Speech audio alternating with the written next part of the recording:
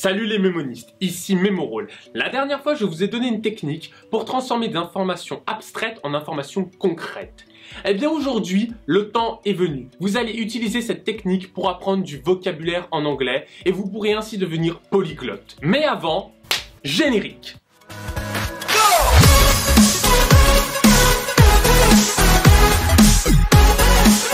Quand l'on apprend des mots étrangers, c'est que la forme lexicale du mot peut être très difficile à retenir parce que nous n'avons pas de repères. Pour autant, nous pouvons retenir facilement la définition. Ce qui fait qu'on peut voir la définition d'un mot en français et on se dit « Ah, je suis sûr que je connais son équivalent dans telle autre langue, mais ça me revient pas en tête ».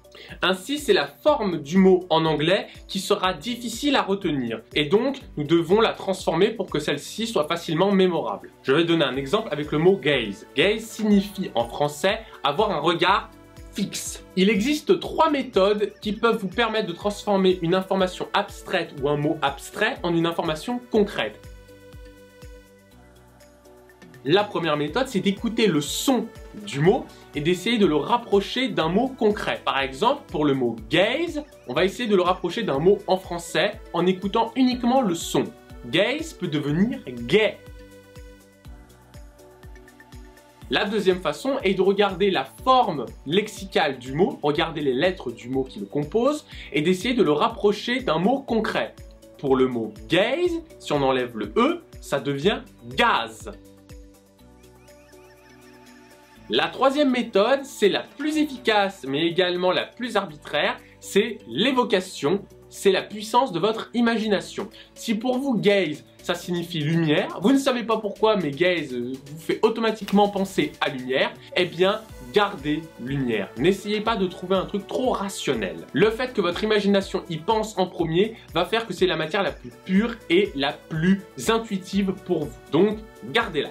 Cependant, pour augmenter la puissance de votre encodage et donc votre mémorisation sur le long terme, vous allez donc devoir non seulement transformer le mot comme on vient de le faire, mais vous allez également devoir l'associer à la définition pour obtenir une petite histoire mémorable. En reprenant le mot gaze, on va dire qu'on l'associe au mot gaz ou gazé, nous avons la définition regard fixe. Avec ces petits éléments, nous allons pouvoir construire une petite histoire mémorable. C'est parti! Visualisez bien la scène. Vous marchez dans la rue, tranquillement, et là, vous voyez une femme, mais une femme magnifique. Vous la voyez, vous avez l'impression que c'est la femme de votre vie. Vous avez vu une super technique de drague sur internet, vous la fixez, comme ça, avec un regard bien fixe. Vous la lâchez pas des yeux, avec un beau regard de psychopathe. Et là, la femme vous voit, s'approche de vous doucement. Et là, vous vous dites, putain, je suis tellement un don Juan, vas-y, je continue à la regarder. Là, elle s'approche de plus en plus de vous. Cependant, au lieu de vous faire un gros bisou comme vous y attendez, là, elle sort une bombe lacrymo et elle vous gaze les yeux. Et là, vous êtes comme ça, vous êtes en train de hurler, oh putain, qu'est-ce que c'est que cette merde? Vraiment, elle vous gaze les yeux, vous hurlez de douleur. Là, vous tordez de douleur par terre. Ensuite, la femme s'en va en courant. Et là, vous vous dites, plus jamais j'utilise cette technique. Cette histoire est le parfait exemple de mémorisation. Pourquoi? Parce qu'on retrouve tous les ingrédients d'une bonne histoire mémorable. Nous avons de l'émotion avec de l'amour, enfin qui va que dans un sens mais on a de l'amour quand même. Nous avons de la violence avec la femme qui gaze les yeux. Nous avons de la douleur avec le cri et la peur. Vous savez, le cri de l'homme qui hurle. Mais nous avons également la définition des mots. Nous avons donc le gaze qui renvoie à gazer, nous avons la femme qui gaze les yeux et nous avons le regard fixe. Et le regard pour tenter de séduire la femme, qui n'a pas marché mais nous avons le regard. Nous avons donc tous les éléments qui nous permettent d'avoir une petite histoire mémorable. Et en plus, cette histoire est plutôt sympathique et elle a beaucoup de sens. Normalement, vous devriez retenir le mot gaze tout le long de votre vie. Voilà, ne me remerciez pas, c'est cadeau.